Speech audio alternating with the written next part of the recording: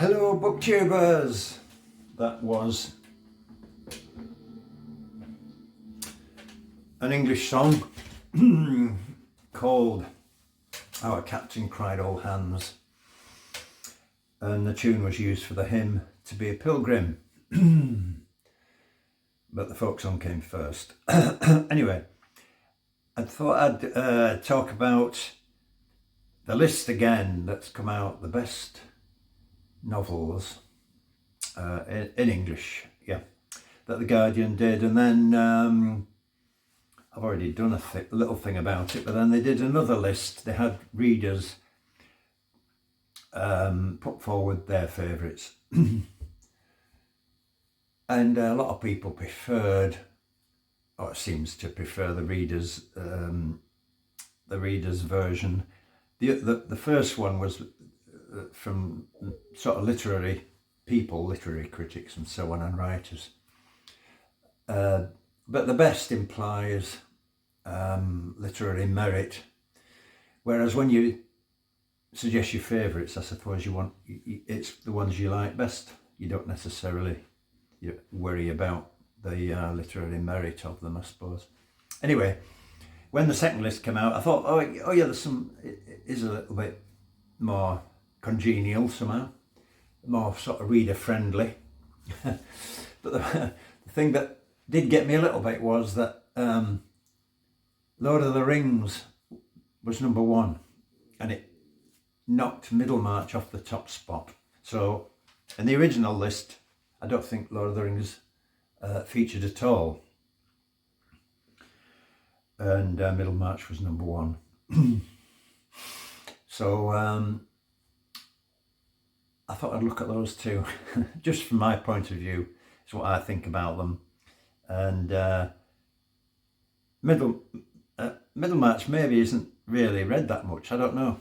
I suppose those who want to really investigate the novel would read it, but if you're a general reader, you're probably more familiar with Lord of the Rings. Obviously it's had tremendous appeal and popularity, mainly the films, I think. Although they did film Middlemarch, BBC did a film Middlemarch, but it didn't have the same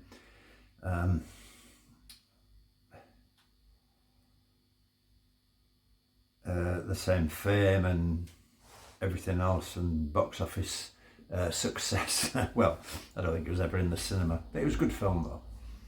And Lord of the Rings, obviously a massive blockbuster type of a thing. But obviously Middlemarch is a far better novel. I don't think there could be really any doubt about it whatsoever. And possibly some people haven't read it. It's not as popular as it used to be, but it is quite an easy read. It's a rattling good read, as they say. George Eliot, Mary Ann Evans, as we know, wrote it in about 1870. I think it was published in 1870, but it refers back to just after the 1832 Reform Act, which increased the franchise, the people allowed to vote. And so the less aristocratic, the middle classes, if you like, the people who had a certain status, now also were acquiring political power a little bit anyway. So the novel's about the march of the middle classes, partly, hence the title. Also, George Eliot was from the middle of England, Coventry, I think, around that area, and that was a big centre for the Industrial Revolution and the prosperity of the country. The prosperity of the country had sort of migrated northwards a little bit. So, you know, places like Manchester and Bradford and Birmingham. So, the middle of England. And it covers a huge range. There are not so many working class characters in it. There are some, or not working class, but there are people who are less well off. A chap called Fred Vinci who's having to struggle to find out what to do with his life. And it shows up some of the difficulties of the middle class at that time, how to get on. In the past, all you could do is you could be a clergyman going to the church, I think. Seemed to be about the end of it. Women became teachers sometimes, governesses and all that. You know, very limited horizons, I suppose, for people. But anyway, mainly it is the middle classes in it that he's talking about for obvious reasons that she's looking at. But she covers a wide range of them, of various professions and so on, and various degrees of status. And she's looking at morality and the role of religion and so on in that. She's quite critical of a lot of these things. Begins a central character, I think we can say for central character, is called Dorothea Brooke, and she's a well-meaning, sincere, enthusiastic kind of do-gooder, I suppose. She wants to do good, you know, nothing wrong with that, of course. She's a little bit earnest, and in a way that gets her into trouble. The book opens with her meeting a man called Edward Casaubon, much older man, an academic, who's working on a masterwork, or so he tells everybody. The key to all the mythologies is working on this, which he thinks will transform civilization. And Dorothy is very impressed with this. She doesn't care that he's an old man.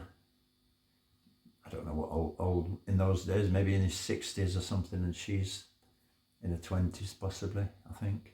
Very young. And, you know, she wants to be associated with this. She feels it's a good kind of ship to sail on, if you like, to do something meaningful with her life. She wants to do something meaningful. Not for her own sake. She's not an massive ego, you know. So she just would happy to be an assistant with Mr. Casaubon. And eventually he proposes, and against all the advice of her friends and everything, she accepts. They have the honeymoon in Rome, and I think that's very cleverly done. Rome is portrayed as this stony, sterile, old, dead place. you know, they go around these monuments of sterility and stone, and of course that's saying something about the marriage, really. And they even have a fallout there, or she does her best, but Mr. Casaubon,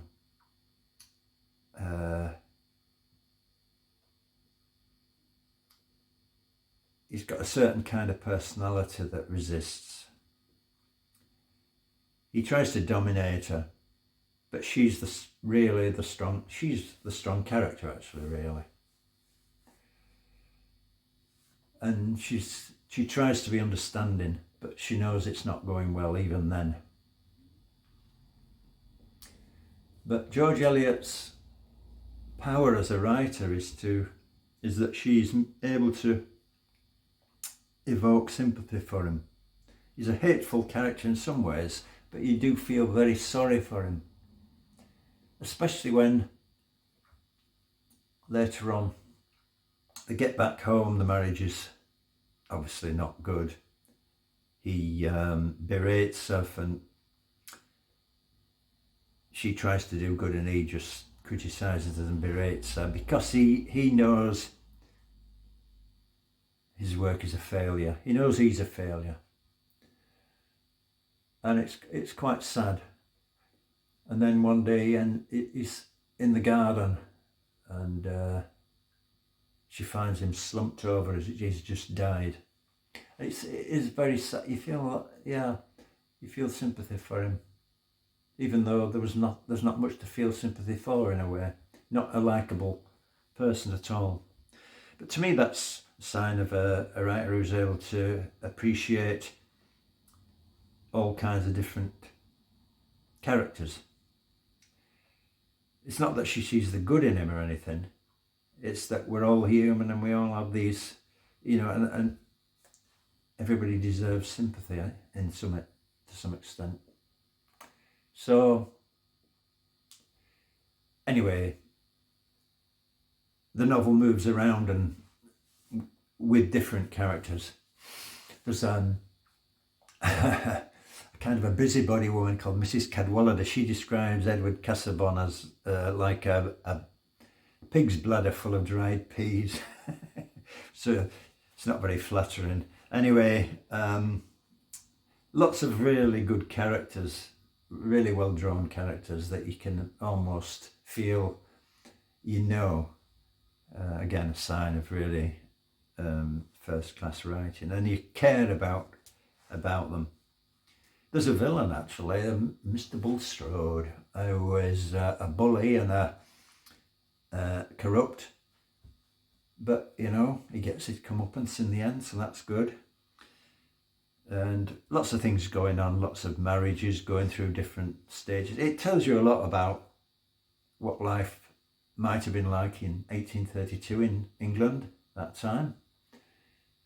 Things I think you would never get from reading, you know, parish registers and that kind of thing. So Middlemarch, yeah, I think it is worthy. For number one, it's far worthier than Lord of the Rings. I read Lord of the Rings when I was about 16, and I did enjoy it, especially the image of those flying kind of well, they're like dinosaurs, like pterodactyls that are part of Sauron's menagerie, I think. And it's an epic on a vast scale, the whole world that Tolkien created. But there's one thing missing from it. There are no women in it. So 50% of the population don't appear in Lord of the Rings. They might be in the film, I can't remember. I've seen bits of the film, but I haven't watched the whole thing. There might be a sort of Mrs. Baggins or something in there, I suppose. But there are no women really, or a princess somebody or other. I don't think, other than that, it's all blokes. From the hobbits right up to the owls and the this, that and the others.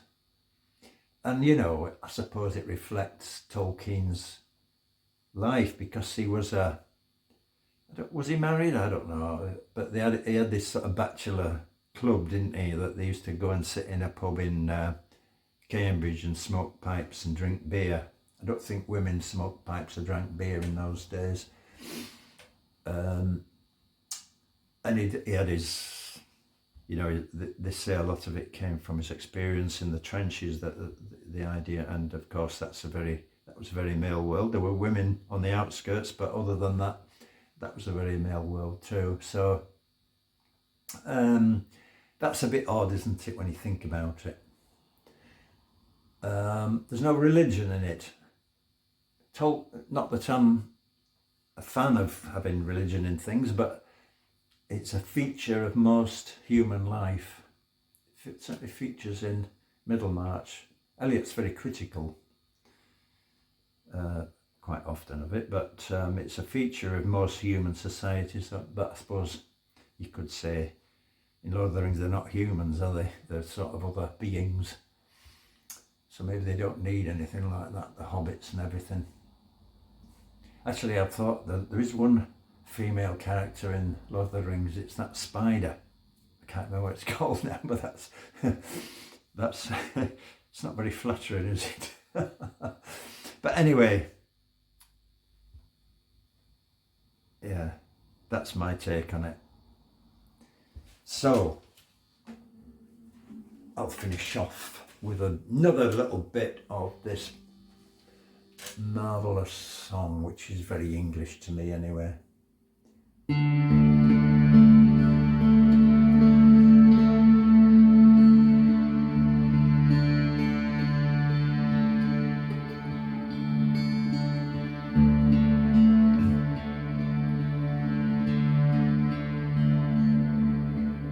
Farewell, my parents all, father and mother.